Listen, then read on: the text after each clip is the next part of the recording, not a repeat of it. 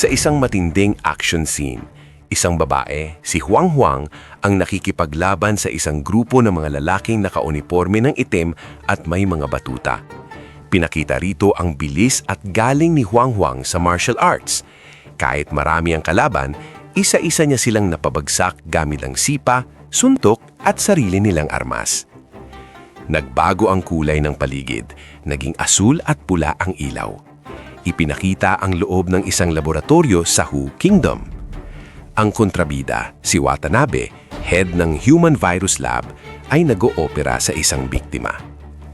Kakaunti na lang ang natira sa mga subjects natin. Maghanda kayo ng panibago para mapabilis ang research.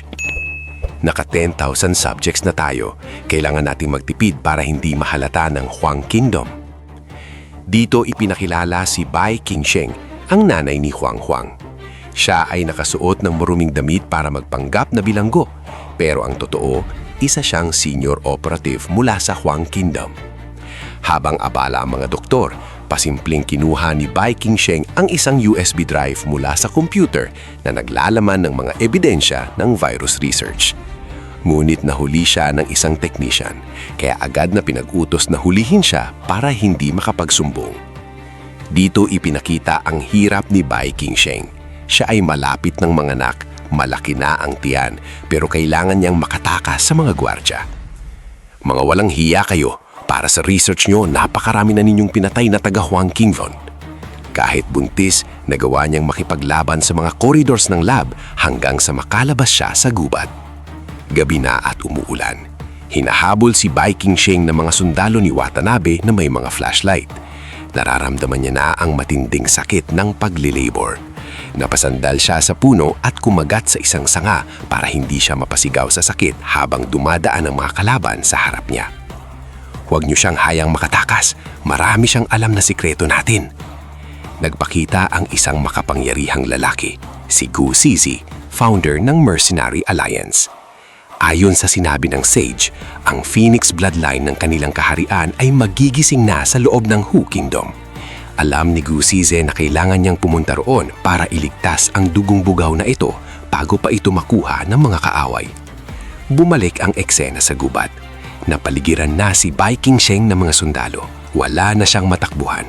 Kahit nang hihina dahil sa panganganak, tumayo siya at humarap sa mga kalaban. Biglang nagliwanag ang paligid.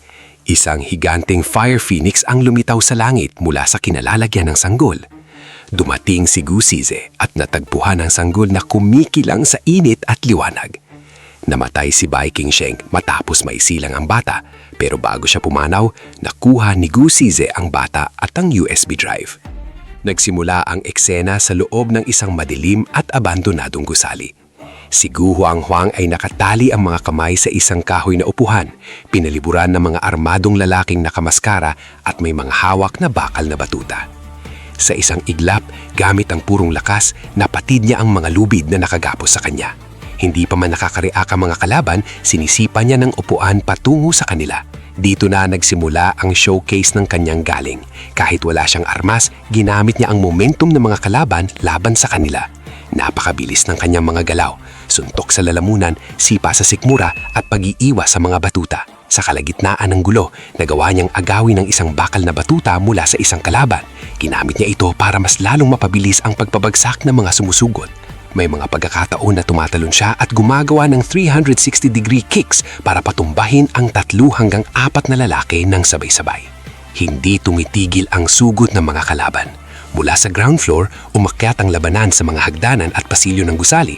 Hinahabol niya ang tumatakas at pinapatumba ang mga nagtatangkang mang-ambush sa kanya mula sa mga sulok. May isang huling lalaki na subok tumakas mula sa pamamaidan ng pagtalon mula sa mataas na bahagi ng gusali. Pero kahit sa ere ay nahabol siya ng bagsik ni Huang Huang hanggang sa bumagsak ito sa semento. Matapos mapabagsak ang huling kalaban, huminto si Huang Huang sa gitna ng pasilyo. Biglang bumukas ang hilera ng bagong sundalo sa hagdanan na may mga hawak ding batuta. Sa pagkakataong ito, mas mabilis ka ng 20 seconds. Pagbati, naipasa mo ang pagsusulit. Congratulations, Vice General! Sa base ng Mercenary Alliance sa Huang Kingdom, makikita ang seryosong nagtitipa sa computer si Huang Huang. Ang ating Huang Huang ay nananatili sa top ng hacker list sa loob ng 8 taon. Tama ba? Anong problema? May gusto ka bang pabagsakin? Kuya, nang aasar ka ba? Nakita ko kasi na may mga bakas ng mga tao mula sa Hu Kingdom dito sa Daozhou. Dazo, hindi ba teritoryo yan ng Fu family? Kung talagang nagtatayo ng research base ang mga Hu doon, delikado ang pamilya Fu. Kuya, 18 years old na ako. Nangako ka na sasabihin mo sa akin ang tungkol sa nakaraan ko. Mahabang kwento. Noong nakita kita, isinakripisyo na ng nanay mo ang sarili niyang buhay. Ikinuwento ni Gu Zizi ang kabayanihan ng kanyang ina. At ang mga pumatay sa kanya, galing sa Hu Kingdom. Hu Kingdom? Bakit nila pinatay ang nanay ko? Ang nanay mo ay isang agent ng bansa natin na ipinadala sa Hu Kingdom. Nung panahong yon, gumagawa ang mga Hang ng tinatawag na human gene virus bilang sandata laban sa atin. Marami silang dinukot ng mga kababayan natin at ang nanay mo ang kusang nag-volunteer para sa misyon na yon para makakuha ng ebidensya ng mga krimen nila. Na noong tinanggap niya ang misyon, hindi pa niya alam na buntis siya. Nung kumilos na siya, doon niya nalaman na buntis na siya. Kung hindi dahil sa akin, baka buhay pa ang nanay ko. Paano naman ang tatay ko? Si Fu Huaijin, ang head ng Fu family. Magkababata sila at magkasintahan. Sinasabing sobrang mahal nila ang isa't isa at buong-buo niyang sinuportahan ang nanay mo. Kuya, gusto kong pumunta sa kapital. Gusto kong makilala ang pamilya ko. Napakahalaga ng identity mo para sa akin at para sa Huang Kingdom. Wala kang kapalit. Huwag kang mag-alala. Magpapanggap lang ako bilang student. Nag-iingat ako. Sige, pero kung may mang-aapi sa'yo doon, sabihin mo lang na ikaw ang second general ng Mercenary Corps. Sigurado akong walang maglalakas loob na kalabanin ka. Kahit mga taga-hupa yan, hindi tayo natatakot. Gusto kong makita ang pamilya ko. Kahit hindi nila ako tanggapin. Sige na nga, baka sabihin mo, nagger na naman ako. Salamat, kuya. The best ka talaga.